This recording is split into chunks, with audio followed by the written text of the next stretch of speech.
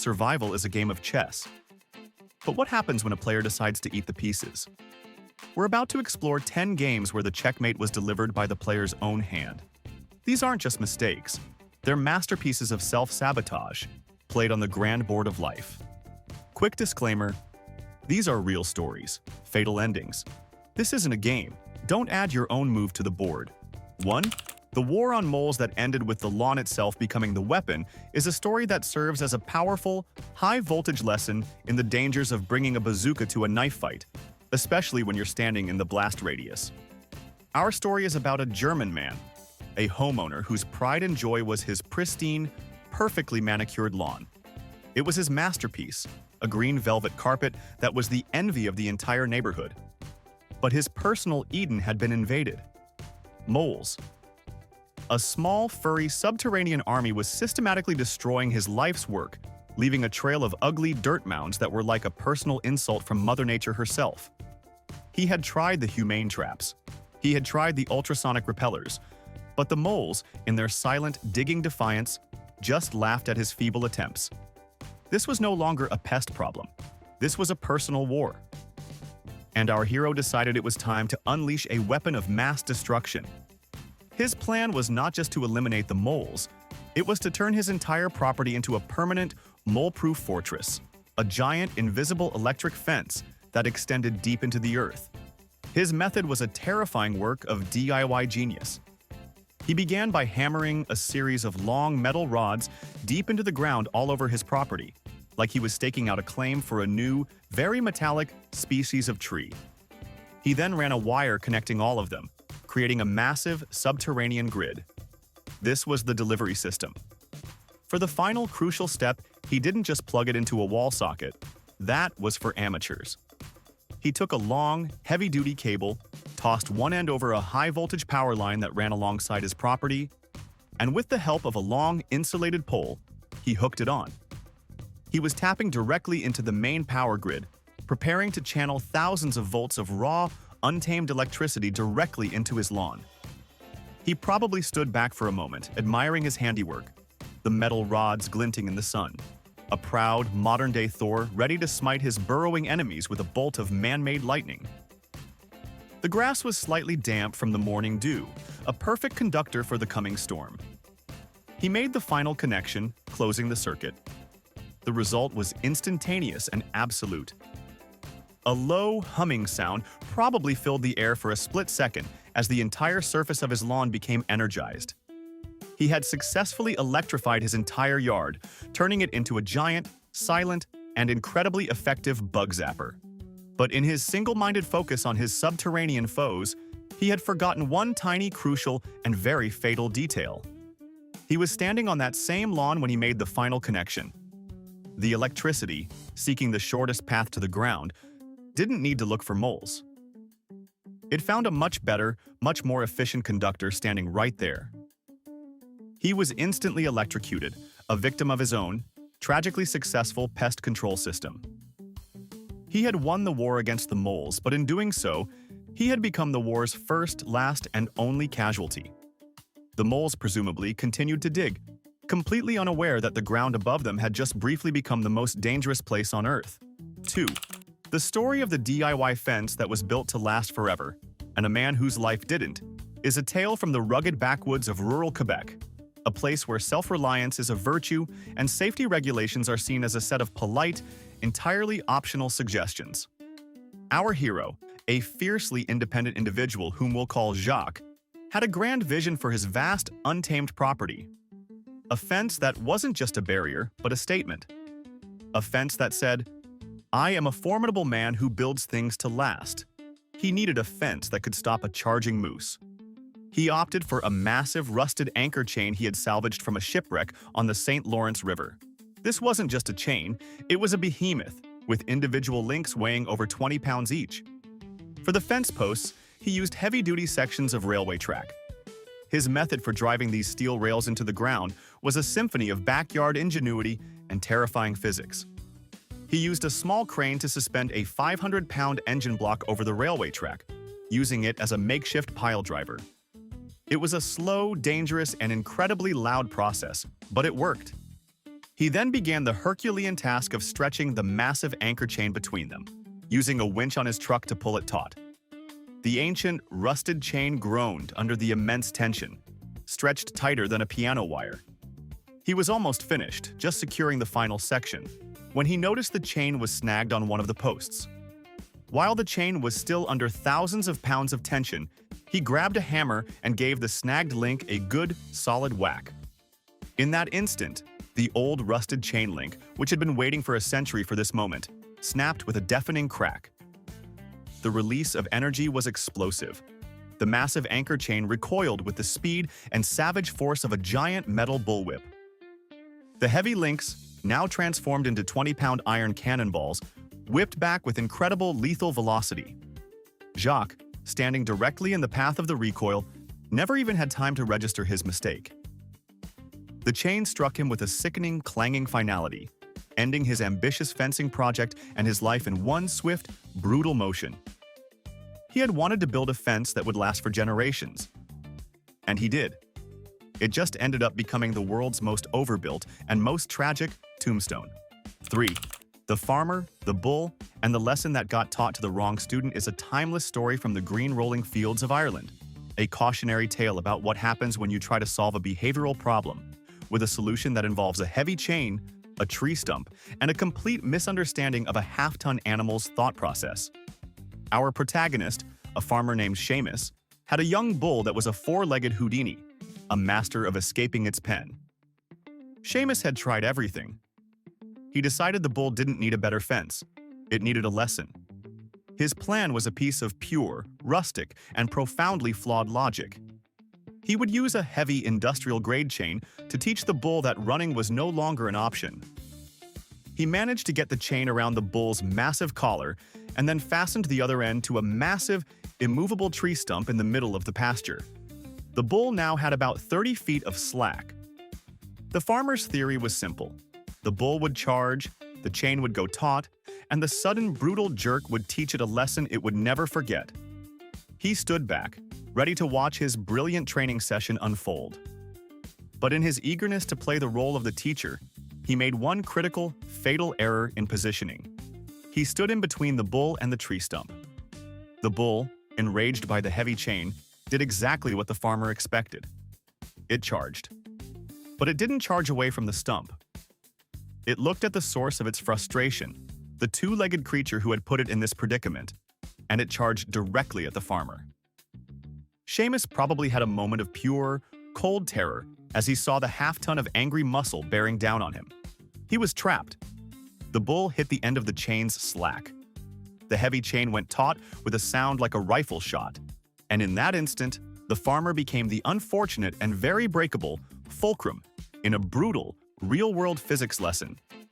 The immense momentum of the charging bull, suddenly redirected by the chain, whipped around the stump, using the farmer's body as the pivot point. He was caught in the bite of the chain, crushed with unimaginable force between the unstoppable force of the bull and the immovable object of the stump. The lesson was delivered, all right. It was just the farmer, not the bull, who learned that when you're trying to teach a lesson involving mass and momentum, you should never, ever stand in the middle of the equation. 4. The medieval fantasy enthusiast who was defeated by his own authenticity is a story that serves as a powerful and very damp lesson in the difference between a hobby and a suicide pact. Our story takes place in the picturesque English countryside, where a man, let's call him Sir Reginald, was not just a fan of medieval history, he was a devout practitioner. He didn't just go to Renaissance fairs, he was the Renaissance Fair. His magnum opus, the project that had consumed years of his life and a small fortune, was his own. Hand-forged, historically accurate, full suit of plate armor. He had spent countless hours in his workshop, hammering, shaping, and polishing each individual piece of steel, from the sabatons on his feet to the magnificent helm on his head. It was a beautiful, gleaming testament to his passion and skill. But it was also, as he was about to discover, incredibly, unforgivingly heavy. We're talking a solid 80 pounds of meticulously crafted, non-buoyant steel. One fine afternoon, Sir Reginald decided it was time to take his creation for a test drive. He suited up, a process that probably took about an hour, and the help of a very patient squire, or his long-suffering wife, and went for a celebratory walk near a local lake. He probably felt magnificent, the sun glinting off his polished armor, the metallic clanking of his own footsteps the soundtrack to his personal fantasy. He was a knight of the modern age, a warrior out of time. As he was strolling along the water's edge, admiring the scenery and probably feeling a deep connection to the knights of old, he made one small, simple, and entirely human mistake. He stumbled on an unseen rock hidden in the grass. Now, for a normal person in normal clothes, this is a minor event. You catch your balance. You maybe mutter a curse and you move on. But for Sir Reginald, encased in 80 pounds of poorly distributed, top-heavy steel, it was a point of no return. The immense weight of the armor gave him zero chance of regaining his balance. He was a human statue, and his center of gravity had just filed for divorce. He lurched sideways in a slow, ponderous, and completely unstoppable fall directly into the lake. He landed with a massive splash in what should have been a perfectly safe 4 feet of water. But for a man wearing 80 pounds of steel, 4 feet of water might as well be the Mariana Trench. He landed on his back, and the weight of the armor pinned him to the muddy lake bed. Panic probably set in instantly. He was in a situation that no amount of historical research could have prepared him for. He couldn't sit up. The weight was too great. He couldn't roll over. The armor was too restrictive. He was trapped in his own authentic, handcrafted coffin, just a few feet from the shore. His final moments were probably a terrifying, claustrophobic, and very wet struggle against the very thing he had so lovingly created. He had spent years building the perfect suit of armor to protect him from imaginary dragons, but he had never considered the much more real and much more present danger of a small rock in a shallow lake. 5. The street racer whose show-off move was a little too lit is a classic story from the neon-drenched, high-octane world of illegal street racing in Los Angeles. A cautionary tale about what happens when your desire to look cool wildly overtakes your understanding of basic chemistry. Our protagonist was a young racer, a guy whose entire identity was wrapped up in his heavily modified import car. His car wasn't just a machine, it was an extension of his ego, a rolling testament to his speed and style. And he had just installed the ultimate upgrade, a nitrous oxide system. For the uninitiated, nitrous oxide, or NOS, is a way to get a massive temporary boost of power, the go fast button in every racing movie. But just being fast wasn't enough for our hero. He needed to be spectacular. He needed a gimmick. He decided to modify his nitrous system with a purge valve, a common modification that vents a small amount of nitrous gas into the air to ensure the lines are full for an instant hit. But he added his own special twist. He routed the purge valve to a nozzle under his car and added an igniter, so that when he purged the system, it would shoot a dramatic 2-foot-long jet of blue flame out from under his car. It was pure, unapologetic, fast and furious showmanship. It was completely useless for racing, but it looked incredibly cool. The night of the big race arrived. He was lined up against his main rival, the crowd of onlookers a blur of faces in the industrial wasteland. The signal was given, and they were off. Tires screaming, engines roaring. They were neck and neck, a high-speed ballet of noise and adrenaline. Our hero decided it was time for the nitrous. But unbeknownst to him, his custom backyard flamethrower installation had a small, almost undetectable leak. A tiny crack in a hose fitting was slowly, silently, filling the interior of his car with a fine, invisible mist of nitrous oxide gas. He probably felt a little lightheaded, a little euphoric, but he would have just chalked it up to the adrenaline of the race.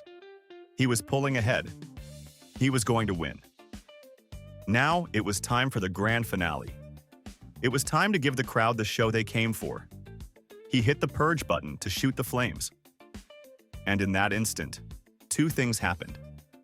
A beautiful jet of blue flame shot out from under the car, as planned. And simultaneously, a stray spark from the ignition system found the highly oxygenated, nitrous-rich atmosphere inside his car. The interior of his car didn't just catch fire, it detonated. In a single, violent whoom, his entire cockpit was engulfed in a massive rolling fireball. He was suddenly driving not a car, but but a four-wheeled inferno, a rocket-powered Viking funeral on wheels. The car, now a driverless blazing comet, veered off the road and crashed in a fiery wreck. He had wanted to show off his cool flames, and he succeeded beyond his wildest dreams. He had turned his entire car into one big, final, all-consuming flame. 6. The holy man who mastered the art of stopping his own heart but forgot to take notes on the second half of the trick is a story that blurs the line between profound spiritual power and a fatal lack of foresight. Our story takes us to a dusty, crowded village square in India. Our protagonist was a sadhu, a holy man, renowned throughout the region for his incredible feats of meditation and bodily control. He could walk on hot coals, he could lie on a bed of nails, he was a master of mind over matter. But he was about to attempt his most daring, his most unbelievable feat yet. He announced to a massive crowd of followers and skeptics that he was going to demonstrate the ultimate mastery over his own life force. He was going to stop his own heart. Through sheer focused meditation, he claimed, he could command his heart to cease beating, and then, after a suitable period of time to prove the feat was real, he would simply command it to start again. The crowd was a mix of hushed reverence and open disbelief. This was not a magic trick. This was a challenge to the very definition of life and death. The holy man sat down in the center of the square, crossed his legs, and began his deep, meditative trance. His breathing became slower, shallower. His eyes took on a distant, glassy look. He was, for all intents and purposes, leaving his body. After several long, silent minutes, he gave a slight nod. This was the signal. A skeptical local doctor was invited from the crowd to verify the claim. The doctor knelt down, placed his stethoscope against the holy man's chest, and listened. He listened for a long, silent moment, his expression slowly changing from skepticism to utter, baffled amazement. He pulled the stethoscope from his ears and announced to the hushed crowd, "There is no heartbeat." A wave of gasps and murmurs rippled through the square. He had done it. It was a miracle. The man had truly stopped his own heart. His followers probably fell to their knees in worship. The holy man remained perfectly still, a silent, powerful testament to his own divine power. A minute passed, then 2, then 5. The crowd's awe began to slowly curdle into confusion, and then into a dawning, creeping horror. He was supposed to come back, right? The second part of the trick was the important part, but he remained motionless, his body growing colder in the Indian sun. The trick had been all too real. He had, through some incredible, mysterious feat of biological control, managed to master the art of stopping his own heart. He just hadn't spent quite as much time practicing the second and arguably more crucial part of the performance, starting it again. He had proven to his followers that he had a divine power over his own body, but his final, silent sermon was a powerful lesson that some powers are best left unused. 7. The story of the Lombard Street Luge and the final, fatal photo finish is a modern tragedy born from the relentless global hunger for viral video fame.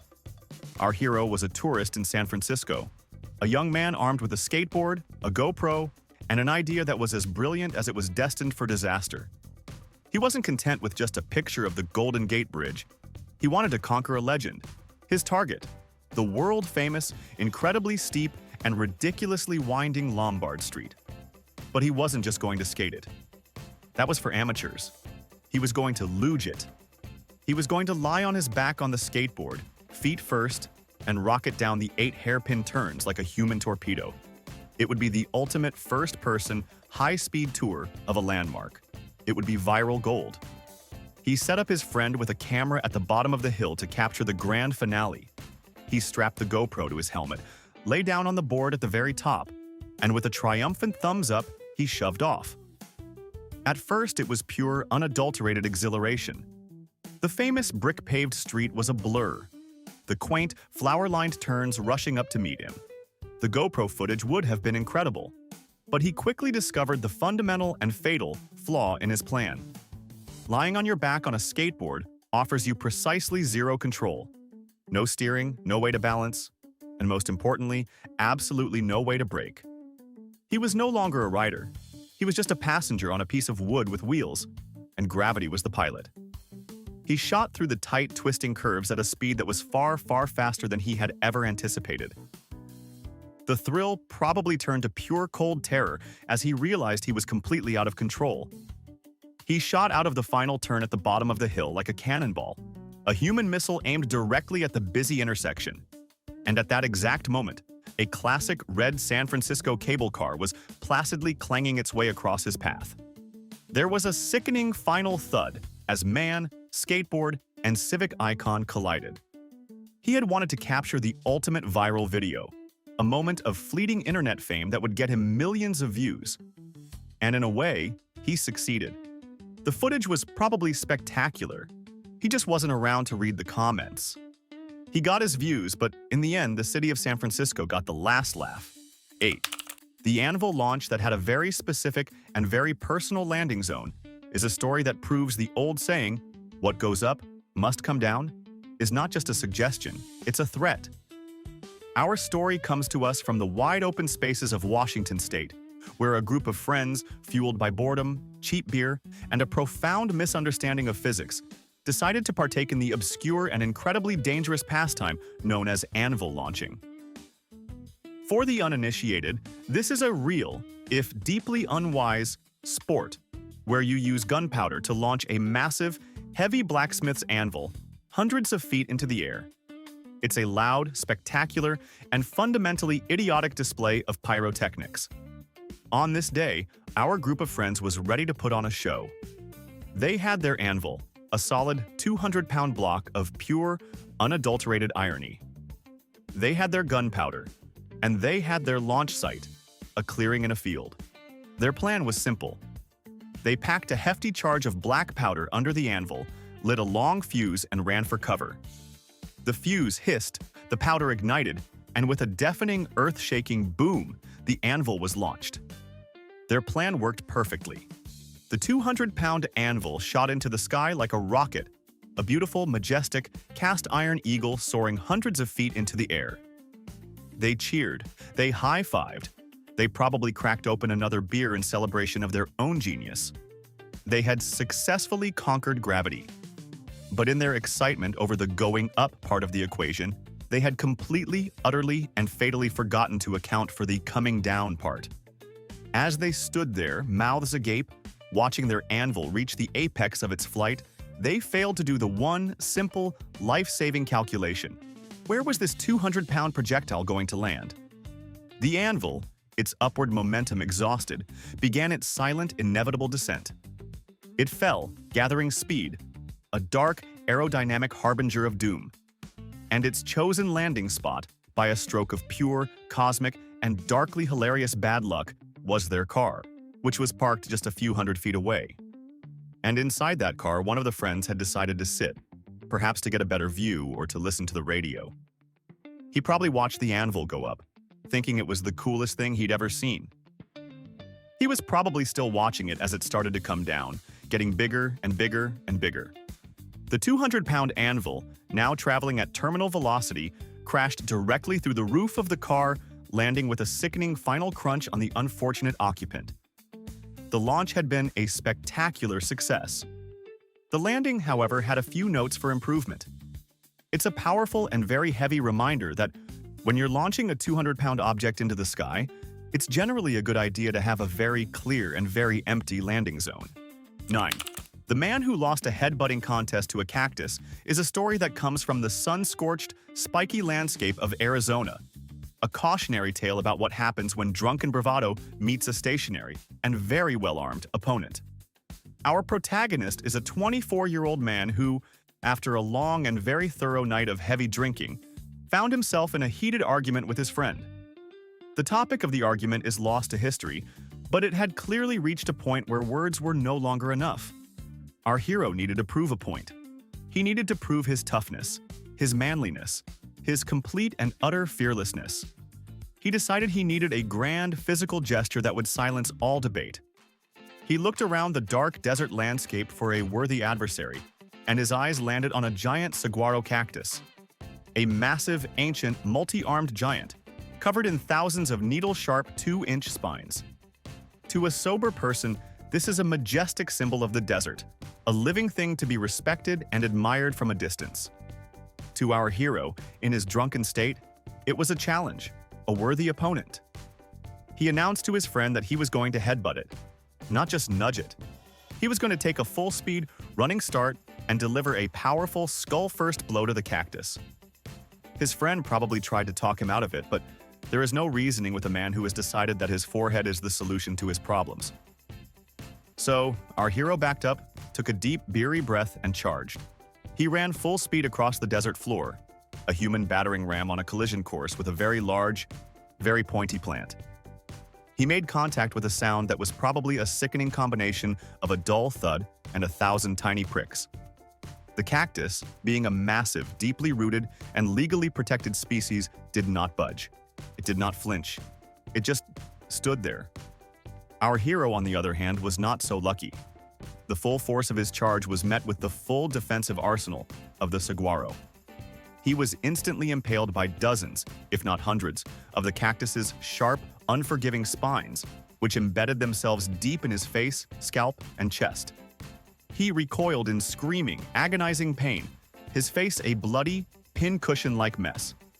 The sudden, immense shock and pain, combined with the copious amounts of alcohol already in his system, was too much for his body to handle. He went into shock and collapsed, dying a few minutes later. He had challenged a cactus to a fight, and the cactus had won, decisively, without even moving. The cactus, it was noted, was completely unharmed. It's a grim and very pointy reminder that some things in nature are best left unheadbutted, and that no matter how tough you think you are, the cactus is always tougher. 10. The Doomsday Prepper who was taken out by his own supplies is a story that proves you can prepare for the end of the world, but you can't always prepare for your own, personal, and very ironic apocalypse. Our hero is a man from Kentucky, a man who saw the writing on the wall. He was a classic Doomsday Prepper, convinced that society was on the brink of collapse and that the apocalypse was just around the corner. He wasn't going to be caught unprepared. He spent years and a small fortune building the ultimate survival shelter, a heavily reinforced concrete and steel bunker buried in his backyard. It was his masterpiece, his fortress of solitude, a safe haven from the chaos he was sure was coming. But a bunker is only as good as its construction. He needed to test it. He needed to know that it could withstand the end of the world. So he devised a durability test. He had his friend, who conveniently owned a massive bulldozer, repeatedly ram the bunker. The plan was simple. He would be inside the bunker, observing its structural integrity, while his friend did his best to demolish it from the outside. He sealed himself inside his concrete tomb, probably feeling a deep sense of pride and security. The test began. The bulldozer roared to life and began its assault, slamming its massive blade against the reinforced concrete walls again and again. And the bunker held. It was a triumph of engineering. It was apocalypse-proof.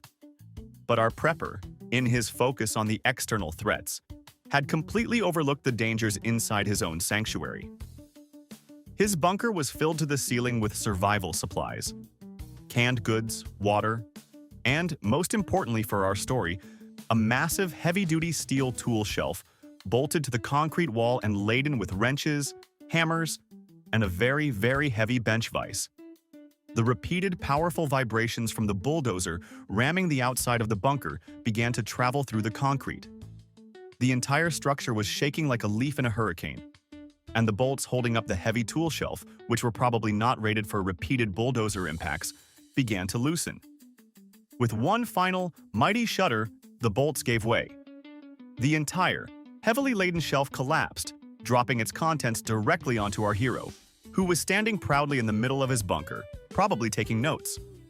The heavy bench vise struck him on the head, killing him instantly. He had successfully built a bunker that could withstand the apocalypse.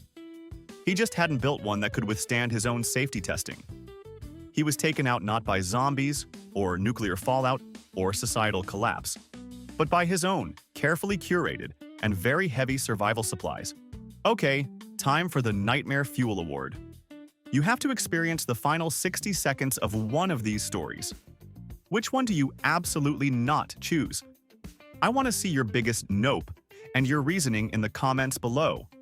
If this video confirmed you're playing on easy mode, hit like. Subscribe for more cheat codes on how to survive.